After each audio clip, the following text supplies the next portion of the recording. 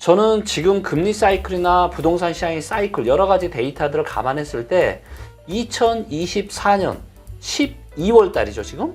이 부동산 시장과 전체적인 자산 시장은 언제랑 똑같냐? 2007년 12월 달과 저는 아주 유사하다고 봅니다.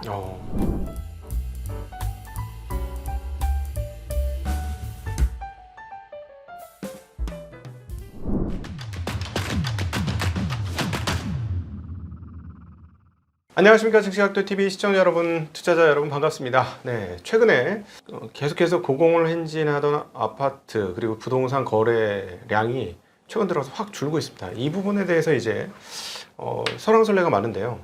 여러분이 좋아하시는 우리 리치고의 김기현 대표님 모셔서 현재 상황들에 대해서 한번 이야기 듣는 시간 갖도록 하겠습니다. 김 대표님 어서 오십시오. 네, 안녕하세요. 반갑습니다. 네, 안녕하세요. 네. 그 거래량이 많이 주는 거에 대해서 일반적으로 이제 본격적인 가격 하락이 시작됐다라고 하시는 분들이 꽤 많아지고 있고, 그리고 우리 김 대표님은 아예 20-30% 가격 떨어진다 네. 그런 얘기를 하는데 네. 또 이제 비장의 무기가 있지 않습니까? 대출을 열어주면 또 괜찮아지는 거 아닙니까? 왜냐면 둔촌지공이 12월 달에 네. 입주를 하게 되는데 그게 대체적으로 만만치 않은 상황이나 그걸 문제없이 풀려면 대출을 열어줘야 될 것 같은데. 네.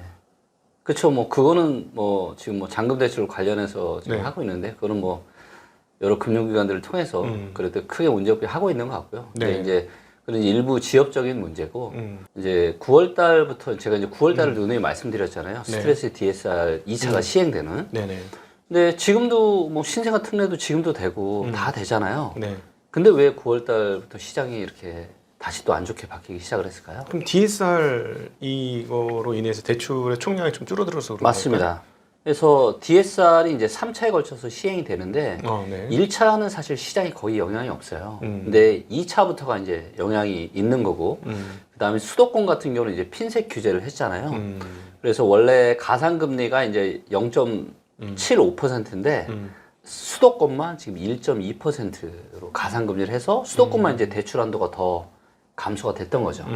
그러면서부터 이제 9월 달부터 이제 수급이 꺾이고 거래가 꺾이고 예, 이런 상황이 지금 발생을 하고 있다고 보시면 될 것 같아요. 그러면 3차는 더 심해지는 거죠, DSR? 예, 25년 7월 달에 지금 예정되어 있는 DSR 3차가 이제 훨씬 더 강력하다고 좀 보고 있고 저는 DSR 3차가 아마 시행되는 내년 하반기 즈음부터는 아마 내년 상반기 어느 정도까지는 그냥 뭐 큰 하락은 없을 가능성이 저는 높다고 보고 있고요. 일부 지역은 또 상승도 하는 지역들이 있을 거고. 근데 이제 내년 하반기가 이제 굉장히 저는 위험하다고 좀 보고 있습니다. 그런데 이제 이렇게 보시는 분도 있습니다. 이게 이제 1가구 1주택 쪽으로 몰리게 되는 이 상황. 그러니까 예를 들어 다주택 그 중과로 인해서 사람들이 이제 지방에 있는 소위 말하는 유지분들이 지방 이거 분위기 안 좋다. 예를 들어 부산 같은 경우는 요즘 유행하는 얘기가 하나의 다큐멘터리가 크게 히트치면서 노인과 바다와 아파트. 네. 그러니까 많은 게 부산이다. 네. 뭐 이렇게 표현을 하면서 네. 부산에 대한 아주 미래에 대한 부정적인 다큐들이 계속 나오고 있는데, 그러니까 지방 쪽은 말씀하신 대로 이렇게 거래량이 떨어지고 이러니까 가격이 떨어진다. 그건 그럴 수 있는데, 네. 소위 말하는 서울의 유지는 지방의 자산가와 유지들이 재산을 보존하기 위한 수단으로 계속 이쪽으로 돈이 들어오니 네. 여기는 버티고 그래서 완전한 양극화로 이제 본격화되는 거 아니냐. 아, 이미 이제 양극화는 벌어질 대로 너무 많이 벌어지지 않을까요? 여기서 더 양극화가 벌어질까요? 네, 그렇게 보시면 왜냐하면 네. 그 소위 말하는 유지는 이제 가격이 크게 떨어지지 않고 유지하고 있고 네. 근데 다른 쪽은 떨어지는 네. 이런 식으로 해서 이제 양극화가 외지인 데이터 그게 이제 또 뭐냐면 외지인들이 서울의 아파트를 또 얼마나 많이 사는 데이터도 있는데 네. 이것도 이제 굉장히 많이 감소를 하고 있습니다. 외지인들이 서울 아파트를 샀던 거는 뭐 1, 2년 내의 이야기가 아니고요. 이것도 네. 이제 2007년부터 데이터가 있는데 이걸 보면은 항상 외지인들을 많이 샀어요. 서울 아파트를. 네네네. 네. 근데 지금이 과거에 비해서 굉장히 월등하게 많다거나 절대 그렇지 않거든요. 이제 서울 부동산을 긍정적으로 보시는 분들 중에 논리 중에 하나가 네. 서울은 국제 도시다. 이제 서울은 그냥 우리가 생각하는 서울이 아니라 네. 프랑스의 파리, 네. 미국의 뉴욕, 네. 그다음에 뭐 중국의 상하이와 동등한 네. 국제 도시이기 때문에 아. 그리고 또 최근에 뭐 중국인들이 네. 뭐 땅을 살 수는 없겠습니다만 아파트는 살 수 있을 테니 네. 그로 인해서 앞으로 수요도 줄지 않아서 네. 계속 좋을 것이다. 아, 그러면 뭐 너무 좋죠. 뭐 이제 아까 뭐 런던이나 뭐 파리나 뉴욕이나 이런 지역들하고 비교를 해주셨는데 네. 만약에 이제 우리가 서울에 50억 아파트가 있다라면은 네. 이 서울에 50억짜리 아파트를 외국인들의 입장에서 50억 아파트를 사는 게 맞을까요? 아니면 뉴욕에 있는 50억짜리를 사는 게 맞을까요? 영국에 있는 50억짜리를 사는 게 맞을까요? 뭐 뉴욕 같은 데 한차가 있으시겠죠, 그런 분들은. 이제 얼마 전에 이건 꽤 좀 된 일인데 이제 추성훈 우리 님이 네. 하와이에 있는 그 렌트해서 이제 사시는 집이 있는데 네. 그게 한 50억 정도 해요. 네. 근데 하와이 이제 비치 바로 앞이고 굉장히 번화가고 앞에 큰 몰도 있고 예, 이런 데인데 이게 지금 50억인데 서울에 지금 강남의 아파트가 비싼 게 한 50억 정도 하잖아요. 네.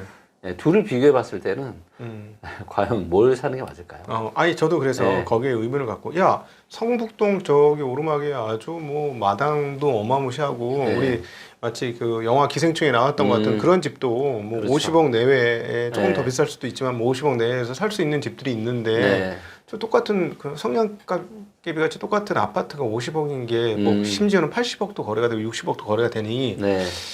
조금 이상하지 않아 이랬더니 이제 거기에 대한 논리는 아, 뭐냐면 교환성. 근데 이제 저는 그렇게 네. 생각해요. 뭐냐면은 네. 당연히 우리가 이제 주식도 그렇고 부동산도 그렇고 사는 사람과 파는 사람의 마음이 다 다르잖아요. 그렇죠. 그렇게 생각하시면 사시면 됩니다. 네, 매수하시면 돼요. 네. 근데 저는 큰 흐름상으로 봤을 때 네. 대한민국 돈의 가치가 네. 앞으로 중장기적으로 저는 계속 떨어질 수밖에 없다. 즉 환율은 올라갈 수밖에 없다. 네. 그런 글로벌한 입장에서 봤을 때 과연 한국의 자산을 그게 어떤 주식에 저는 이미 이제 주식은 뭐 이미 이제 이민 가고 있다고 생각하고 있고요. 네. 네, 해외 주식 국장 뭐 너무 안 좋고 미국 주식은 계속 좋잖아요. 네. 근데 이미 이제 주식에서부터 이런 흐름들이 펼쳐지고 있고 저는 부동산 쪽에서도 아마 이런 흐름들이 좀 펼쳐지지 않을까. 그래서 이 거대한 이제 큰 원화 가치 하락의 큰 흐름 속에 이제 완전 저희는 초입에 있는 이런 현상이라고 저는 좀 보고 있고 이런 부분에서 이제 특히나 또 안 그래도 이런 상황에서 트럼프가 또 대통령이 되면서 더더욱 또 이런 흐름이 좀 가속화되지 않을까 저는 좀 보고 있고요. 그래서 뭐 혹시라도 아니 뭐 한국 뭐 서울 뭐 뉴욕 런던 이런 데로 그렇게 생각하시고 그러신 분들은 매수하시면 돼요. 근데 저는 여러 가지 데이터로 봤을 때는 지금의 서울의 부동산 가격은 비싸도 너무너무 비싸다. 그리고 우리가 대한민국 주식이나 이제 부동산이 저는 기본적으로 우상향을 하려면 펀더멘털 자체가 튼튼해야 된다고 보고 있는데 네. 지금 사람들 호주머니 사정은 지금 거의 최악이잖아요. 그리고 그렇죠. 소비도 지금 역사상 최악으로 지금 계속 떨어지고 있고 경기가 사실 너무 안 좋잖아요. 네. 지금도 이제 어떤 이런 22년에 이제 부동산 시장의 큰 하락 이런 요인들로 인해서 건설사, 시행사, 그 다음에 저축은행, 뭐 부동산 PF 문제도 굉장히 심각했잖아요. 네, 그렇죠. 근데 이게 지금 어디까지 가면 신탁사까지 갔잖아요. 근데 그나마 이것도 저는 정부가 23년 1월 달에 둔촌주공 살리기 1월 3일 부동산 대책 꺼내고 특례 보금자리론 하고 24년에 신생아 특례 꺼내고 그 다음에 여기에 증여세 한도를 높여준 거 저는 이게 굉장히 컸다라고 봐요. 그래서 결혼과 출산을 전제로 해서 원래 성인 자녀 한 명당 5천만 원대 비과세 한도를 1억 5천까지 늘려줬잖아요. 네. 그럼 합하면 3억이고 1억 5천, 1억 5천 그리고 세금이 거기다 1억씩을 더 얹어도 그러니까 2억 5천을 증여해줘도요. 증여세가 그러면은 1,000만 원도 안 나옵니다. 네. 그럼 자산이 좀 있으신 분은 2억 5천씩 바로 증여해주죠. 그럼 합산해서 5억이잖아요. 그렇죠. 그럼 거기에 신생아 특례까지 받으면 얼마나 큰 혜택들이에요. 그래서 어떻게 보면 이 무너지고 있는 부동산 시장을 특례 정책으로 지금 막은 거죠. 23년, 24년에. 근데 막았음에도 불구하고 지금 이런 문제들이 심각해져서 지금 신탁사까지 지금 이 불똥이 지금 퍼지고 있는 상황들이잖아요. 네. 그렇기 때문에 그런 상황 하에서 왜 25년 부동산 시장은 23년과 24년과는 좀 다를 거냐. 25년에도 물론 또 정책 자금 또 55조 쏟아붓는다라고 하죠. 네네. 왜 이제 좀 다를 거라고 보냐면 일단 특례 보금자리론을 통해서 이제 연끌할 사람들 엄청 연끌했죠. 네. 그 다음에 남은 사람들이 뭐 이제 결혼이나 출산, 뭐 저출산 이런 것들 때문에 신생아 특례, 증여세 한도 상향 이걸로 또 한번 연끌했죠. 네. 이제는 거리가 없습니다. 아무리 이런 특례 자금들이 있어도 더 이상의 수요를 마른 수건 짜듯이 더 이상 짤 만큼 수요 자체가 저는 이제 거의 남아있지 않다라고 좀 보고 있고 그리고 무엇보다 부동산 가격이 특히 이제 강남 상구 고가 아파트 위주로 반등이 많이 나왔거든요. 네. 여전히 지방이나 서울의 주변 지역들을 보면요. 22년은 큰 폭락 이후에 반등이 진짜 미미합니다. 얼마 안 돼요. 왜 그럼 강남만 이렇게 좋았느냐? 이거는 여러분들이 좀 아셔야 되는데, 코로나 시기에 지금 뭐 잠깐 경매 건수를 말씀드리면 2006년 이후로 지금 사상 최고치예요. 네.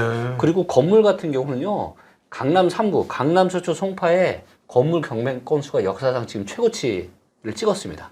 건물이라는 건 상가 같은 거죠? 상가에 24년 10월 달에. 근데 이유가 왜 이렇게 경매가 부동산 시장이 좋다라고 하는데 아주 일부 시장만 얘기하는 거고요. 왜 이렇게 그러면 경매 건수가 많이 늘어나느냐? 네. 바로 2020년과 21년에 금리가 너무나도 낮았던 코로나 시기에 엄청나게 많은 분들이 연끌을 해서 부동산을 샀기 때문에 그 후유증 때문에 그 좋다라고 하는 지금 강남 상구에서도 상업용 부동산이 지금 건물 경매가 쏟아지면서 무너지고 있는 거예요.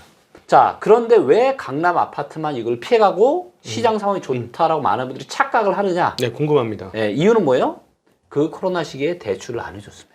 아파트에는 15억 이상 아파트는 대출 안 해줬잖아요. 네네. 그렇기 때문에 당연히 연끌한 사람이 없었을 거고 현금만 주고 샀기 때문에 당연히 금리 인상에 대한 어떤 부담으로부터 굉장히 자유롭고 여유가 있다라는 거죠. 그렇기 때문에 반등이 굉장히 많이 나왔는데 왜 이게 다를 거라고 보냐? 22년부터 다시 대출을 해줬어요. 네. 네, 다시 대출을 해줬습니다. 15 이상 아파트도 네네. 대출을 특히나 특례보금자리나 신생 특례까지 껴서 연끌까지 또 해서 강남 상구 아파트를 사신 분들도 꽤 있거든요. 네네. 당연히 이제 이런 것들이 저는 25년부터 하반기부터 저는 여파가 오게 될 거다라고 좀 보고 있습니다. 근데 지금 금리를 낮췄잖아요, 이번에. 사실 약간 저희 입장에서 약간 뜬금없을 수도 있다고 모든 채권쟁이들이 네. 싸그리 틀렸어요. 이번에 금리를 내리지 않을 거라고 봤는데 덕분에 오히려 이번에 금리를 내린 바람에 경기가 나쁘다는 걸 확인을 시켜주는 바람에 주식시장은 오히려 더 흔들렸고 그랬는데 이렇게 금리를 내려주면 또 공간이 열리는 거 아니겠습니까? 맞습니다. 공간이 열리고 있죠. 근데 여러분들이 이제 저도 이제 뭐 주식이나 금리나 경제에 대한 공부를 제가 나름대로 좀 하긴 했는데 저는 앙드레 토스콜라니의 이 달걀 이론이 제가 공부해본 바로는 그 어떤 금리 이론보다 이 이론이 저는 가장 정확하다고 보고 있습니다. 네. 경기 사이클과 금리에 대한 이야기하죠. 그렇죠. 자, 금리를 떨어뜨린다는 얘기는 뭐냐면 금리를 급격하게 떨어뜨릴 수밖에 없을 만큼 지금 상황이 심각한 겁니다. 그러니까 심폐소생술을 들어간 거예요. 자, 이런 말씀을 하시죠. 자, 금리가 떨어지면은 대출 이자가 줄어드니까 부동산이 올라간다. 언뜻 들어보면 맞는 얘기예요, 틀린 얘기예요? 맞는 얘기죠. 맞는 얘기죠. 자, 그렇다면 이 얘기가 맞다라면 반대 이야기도 맞아야 됩니다. 네. 자, 무슨 얘기냐면 금리가 인상이 되면 예. 이자 부담이 늘어나니까 부동산이 떨어져야 되겠네요? 그렇겠죠. 그러니까 내렸을 때 그 논리가 맞다라면 올랐을 때 이 논리도 맞아야 되는 거잖아요. 네. 뭐 오르는 대로 부동산이 올라가고 금리가 또 내리면 내리는 대로 또 올라가고 이거는 사실 말이 안 되는 거잖아요. 예. 우리가 실제 데이터를 보면은 금리가 올라갈 때 오히려 시장이 좋았을 경우가 많습니다. 예. 부동산 시장이나 금융 시장이야. 근데 이유가 뭐냐? 금리를 올린다는 얘기는 뭐냐면 금리 인상을 감내할 만큼 시장 펀더멘탈이 튼튼한 거예요. 예. 근데 많은 사람들이 착각하죠. 금리 인상은 안 좋아. 그렇기 때문에 금리 인상 초기에는 약간의 흔들림이 있을 수 있지만 금리가 결국 올라간다라는 펀더멘탈 자체가 좋아지는 건 계속 좋아져요. 근데 금리가 내려간다라는 거는 펀더멘탈 자체가 굉장히 지금 위험한 상황이고 그래서 심폐소생술을 하려고 금리 인하를 하는 거거든요. 그래서 금리 인하 초창기에는 이제 약간 또 그런 말씀 하시는 분들이 너무 많잖아요. 아, 금리 인하는 호재야. 또 이렇게 이야기하시는 분들이 너무 많다 보니까 약간의 어떤 긍정적인 시그널 효과가 조금 나타날 수 있지만 결국은 시장이 어떻게 돼요? 망가지죠. 그래서 저는 지금 금리 사이클이나 부동산 시장의 사이클 여러 가지 데이터들을 감안했을 때 2024년 12월 달이죠 지금 이 부동산 시장과 전체적인 자산 시장은 언제랑 똑같냐 2007년 12월 달과 저는 아주 유사하다고 봅니다. 이때는 리먼 브러더스 사태 직전에 부동산 가격이 역사적으로 전 세계적으로 네. 가장 좋았을 때죠. 그렇죠. 그리고 이때도 비컷을 했었죠. 2001년에도 비컷을 했었고 그리고 비컷 할 때마다 항상 시장에는 상당한 충격파가 왔었죠. 닷컴 버블이 붕괴되고 리만 브라더스 사태가 터지면서 금융위기가 오고. 그래서 지금 오히려 그럴 때하고 비슷하다. 그 건물하고 상가가 네. 2006년 이후에 네. 사상 최고치로 이번 24년 10월에 네. 나왔다고 하는데 저도 이제 좀 너무 궁금한 게 너무 신기한 게 네. 지방 아파트까지 네. 포함된 지방 네. 아파트, 그다음에 상가, 네. 그다음 건물, 네. 그다음 빈 공실 네. 등등을 감안해 보면 네. 이쪽은 상황이 별로 안 좋은 게 명백한 것 같아요. 너무 안 좋죠. 이 종로 바로 옆에 한 뭐 몇백 미터 가보면 종로 중앙이 있는데 네. 종로 중앙에 공실이 있는 거예요. 네. 저로서는 모르겠습니다. 제 입장에서는 굉장히 충격적이에요. 서울 시내 중심이 공실이 난다는 게 좀 네. 충격적인데 그런데도 아파트 값은 고공행진이잖아요. 네. 이렇게 크게 격차가 났었던 적이 과거에도 있나요? 없었죠. 아, 없어요? 네. 이렇게까지 한쪽 시장만 지금 좋고 나머지는 완전히 얼어붙어 있는 이런 상황은 거의 없었습니다. 예를 들어서 금리위기 전에 수도권 부동산이 무너질 때 있죠? 그때는 고가 아파트들이 먼저 떨어졌어요. 네. 네. 고가 아파트들이 먼저 떨어지고 중저가 아파트는 여전히 올라가고 있었고. 근데 지금 완전 반대죠. 네. 근데 제가 말씀드렸지만 그거는 대출을 안 해줬기 때문에. 네. 그리고 지금의 이 강남 쪽에 부동산 시장이 강세를 띠고 있는 이유 중에 하나는 저는 이 코인 시장과 그 다음에 미국 주식 시장의 강세가 또 그 원인 중에 하나가 또 있다라고 좀 판단하고 있습니다. 많은 사람들이 이제는 특히나 이제 젊으신 분들은 코인이나 미국 주식 투자를 굉장히 많이 하잖아요. 네. 근데 그런 상황에서 그쪽 시장이 여전히 뜨겁고 좋고 그래서 그쪽 시장에서 일부 이제 돈을 벌고 이러신 분들은 그래도 꽤 자산을 굉장히 많이 불리신 분들이 있거든요. 네. 그러다 보니까 이제 그런 분들이 선호하는 지역이 강남 3구고 그래서 이제 아직은 이제 이쪽 지역들이 여전히 이제 견고하게 버티고 있다 이렇게 네. 좀 판단하고 있습니다.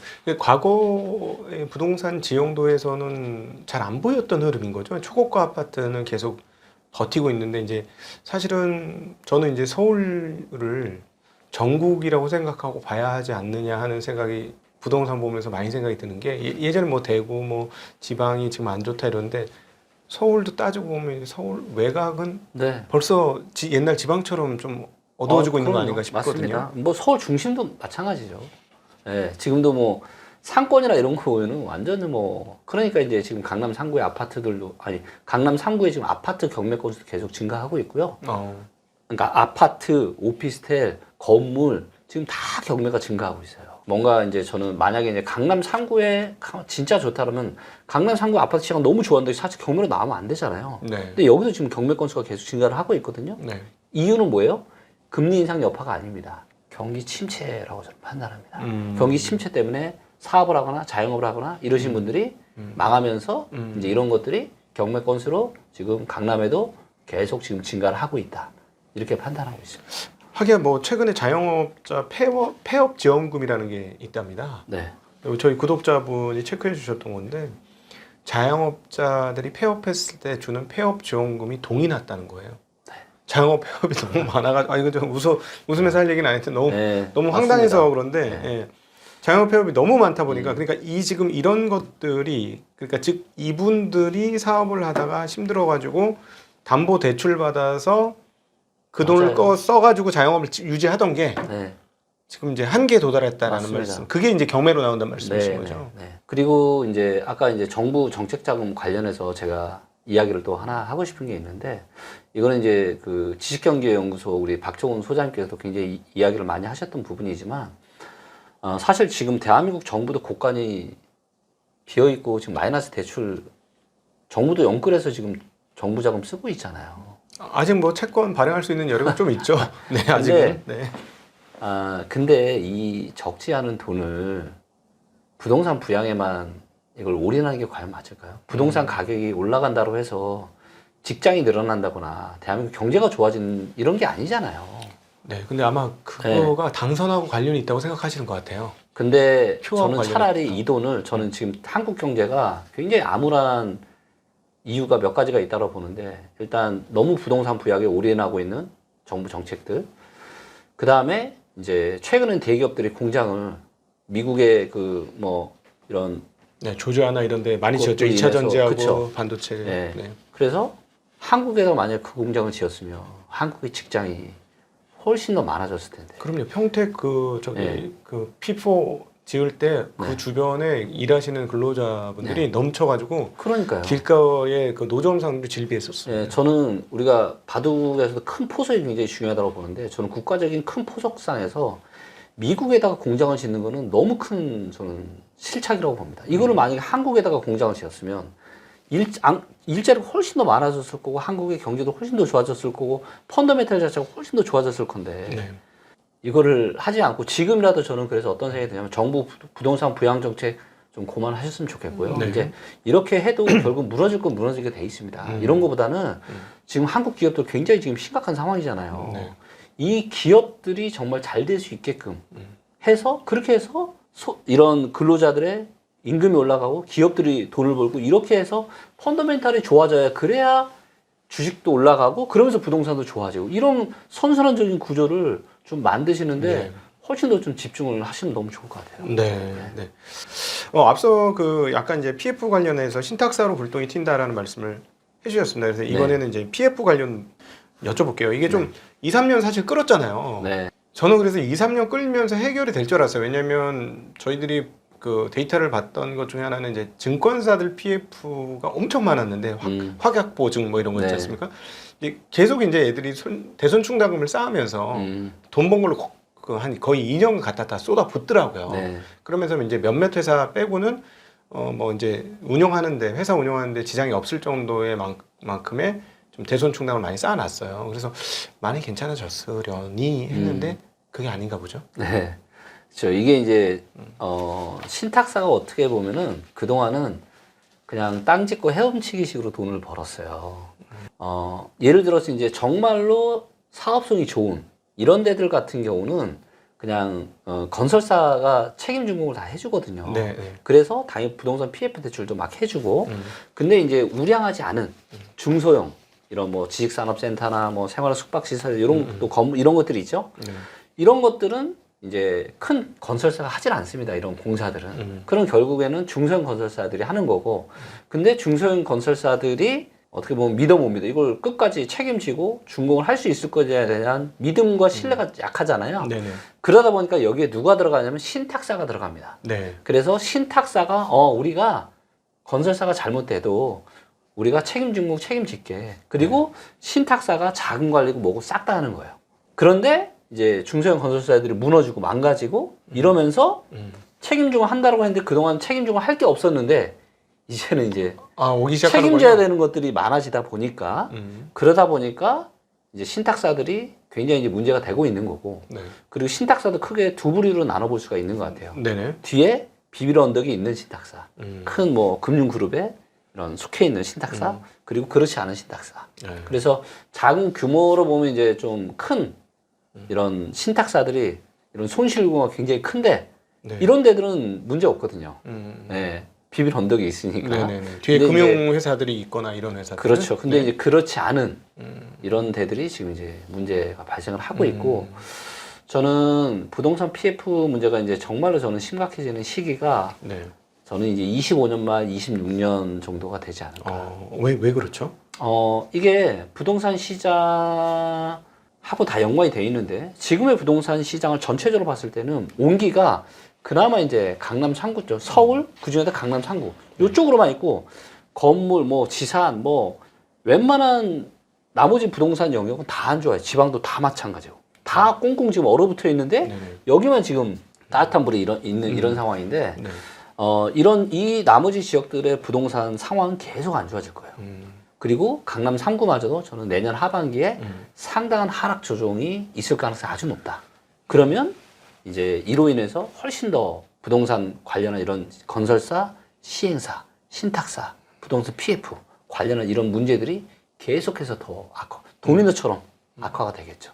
제가 이제 기업 분석을 하다 보니까 최근에 중견 건설사 쪽이라고 봐야 되겠죠. 상장돼 있으니까 중견 건설사가 어마무시한 적자를 터뜨리더라고요. 그러니까 제가 보기에 이거는 소위 말하는 빅베스. 네. 빅베스를 하면서 그냥 한꺼번에 다 털어버린 거예요. 자본금 규모보다 더 큰 수준의 적자를 뻥 터뜨리는 거예요. 1000억 단위에. 와. 엄청난. 그러면서 이제 애널리스트들이 반이 이제 다 털었으니까 다음부터 좋아진다. 뭐 이런 얘기를 하더라고요. 그러니까 네.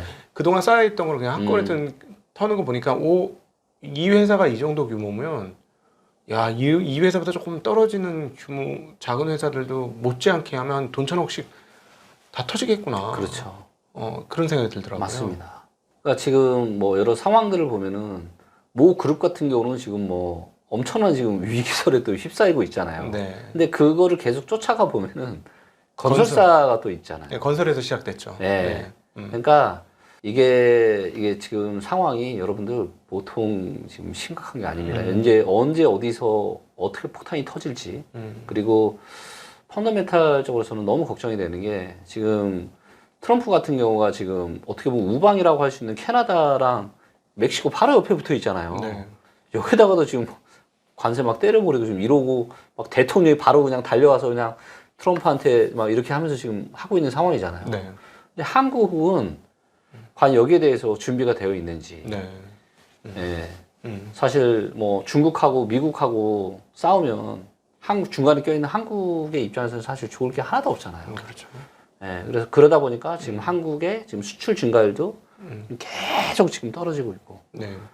그래서 저는 이제 부동산 시장에 거품이 있는 거 이것도 좀 문제지만 한국의 경제 펀더멘털이 안 좋아지는 게 저는 네. 정말 좀 너무 많이 좀 걱정이 됩니다. 네. 앞서 이제 잠깐 언급이 됐습니다만 사실은 한국 기업들 중에 부동산을 전체 자산과 그다음 매출 규모 대비 제일 많이 갖고 있고 초량 부동산을 많이 갖고 있는 회사가 이제 롯데거든요. 네. 뭐 잠실에도 뭐 기가 막힌 땅을 그렇죠. 하나 갖고 있고. 네. 근데 롯데가 저 이렇게 휘청거리는 거 보고 그다음에 또 이마트 같은 경우가 이마트 주요 진짜 알짜 중에 핵심 알짜 땅을 다 갖고 있잖아요. 네. 그걸 유동화하거나 이제 그 돌리는 것들을 보고 파는 것들을 보고 그다음 삼성 생명도 엄청나게 많은 부동산을 갖고 있는데 조금씩 파는 것 같더라고요. 네. 그러니까 한국에서 부동산 선수 챔피언들이 부동산을 팔거나 부동산을 어떻게 그렇게 하고 있는데 주택값만 계속 올라서 네. 저는 이게 너무 신기한 거예요. 맞아요.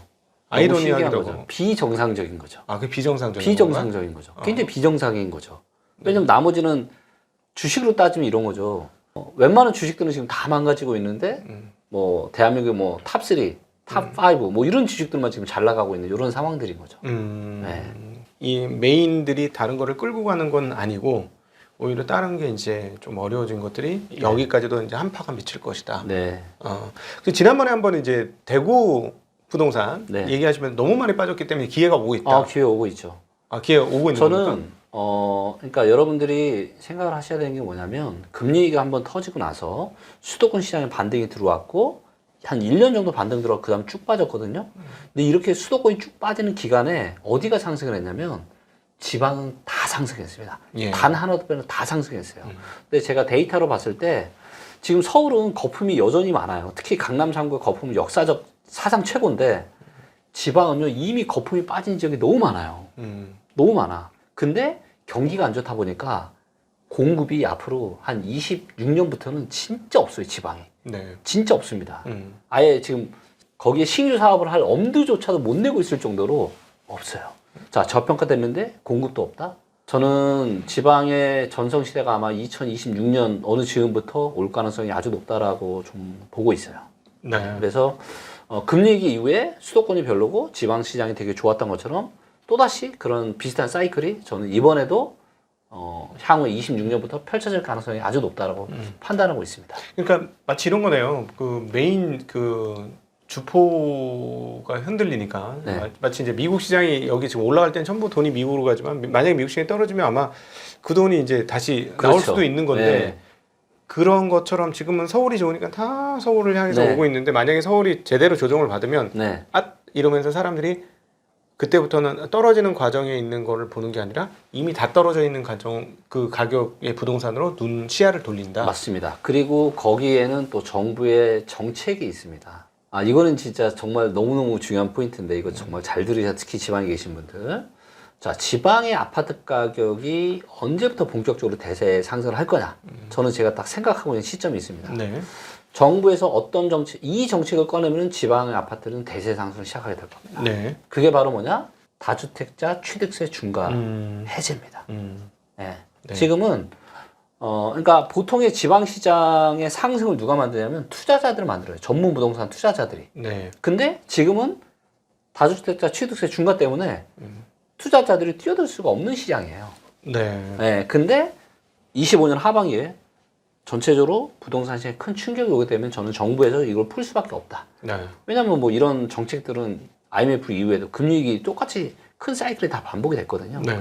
그렇기 때문에 다주택자 취득세 중과가 풀리는 순간 지방의 부동산 가격은 그때부터 본격적인 대세 상승을 하지 않을까. 네. 왜냐면 지금은 뭐 인건비나 원자재 가격 이런 것들이 굉장히 많이 올라서 자 지방이라고 이거를 막 싸게 지을 수 있을까요? 새로 짓는다고 했을 때. 네, 그럴 수 없어요. 이미 이 원가 자체가 굉장히 높아져 있는 상황입니다. 그렇기 때문에 이런 요인들로 인해 근데 지금 본질적인 가치를 대비해서 조금 지금 지방의 일부 지역은 지금 무릎 밑으로까지 떨어진 지역들이 꽤 있거든요.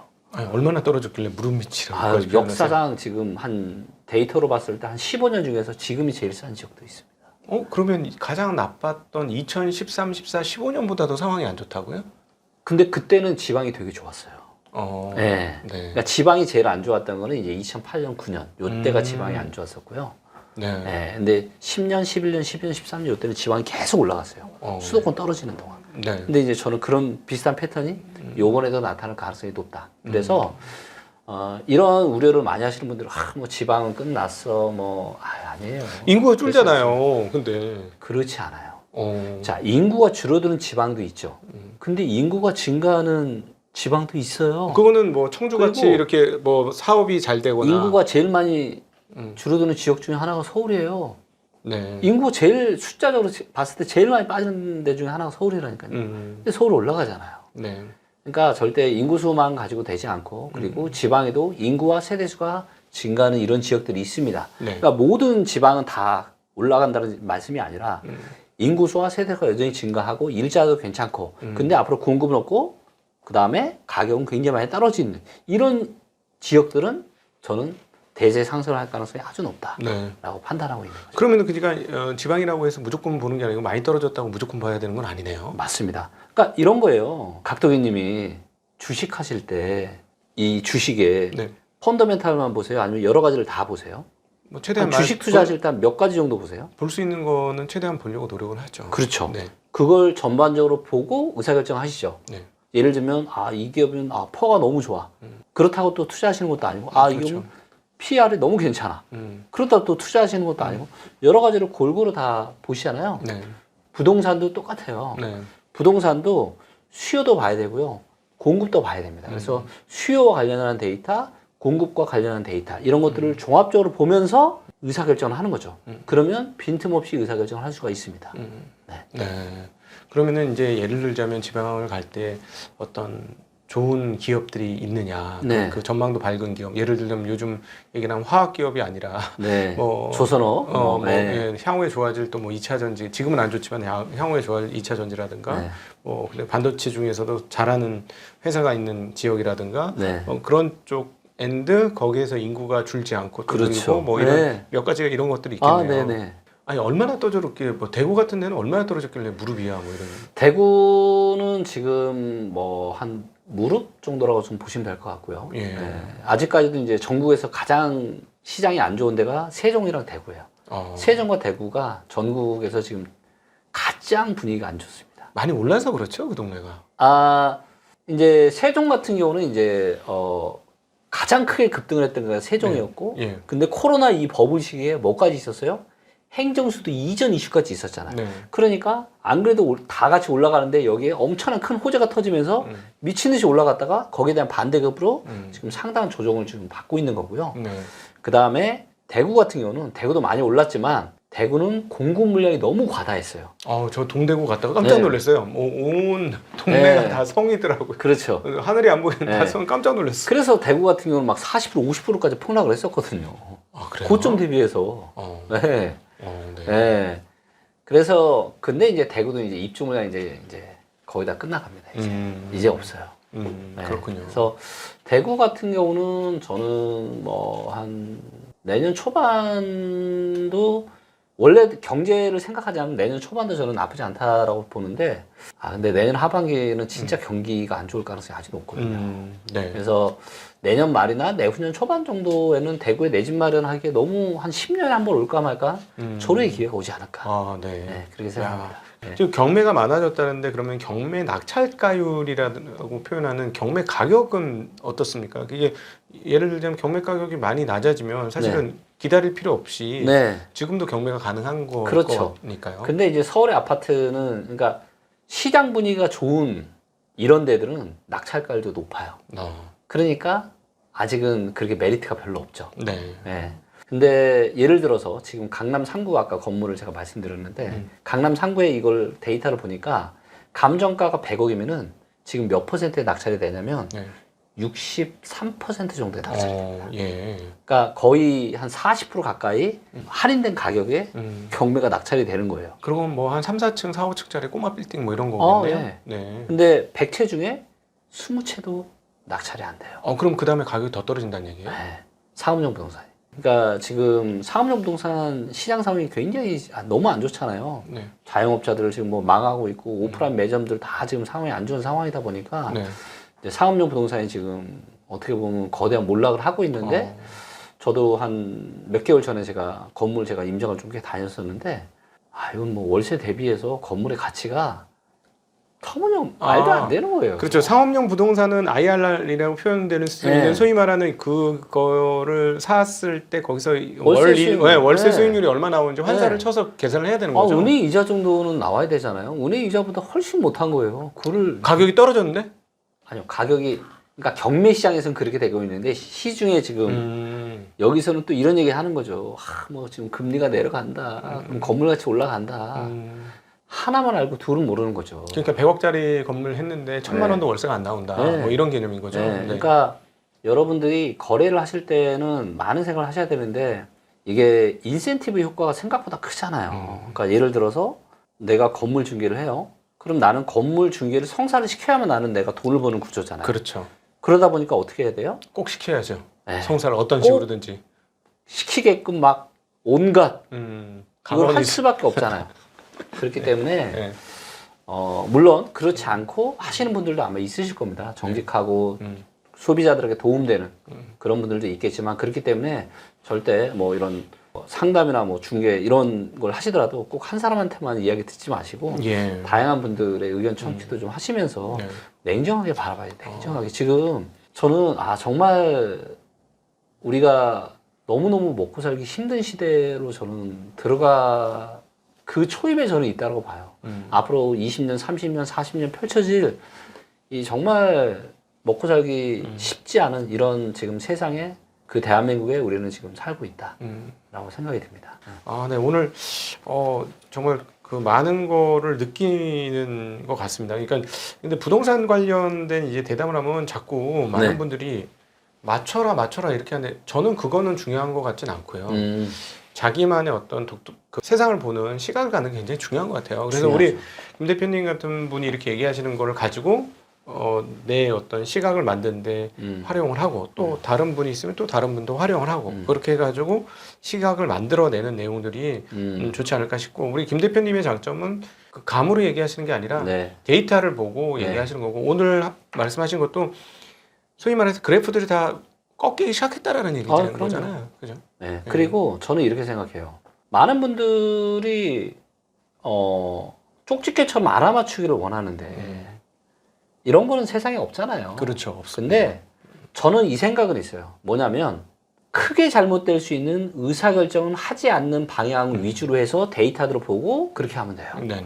내가 하는 그게 부동산이 됐건 주식이 됐건 뭐가 됐건 내가 지금 이런 의사결정을 하는 게 크게 잘못될 가능성이 있는지 없는지를 꼭 좀 생각하시고 저는 하셨으면 좋겠다.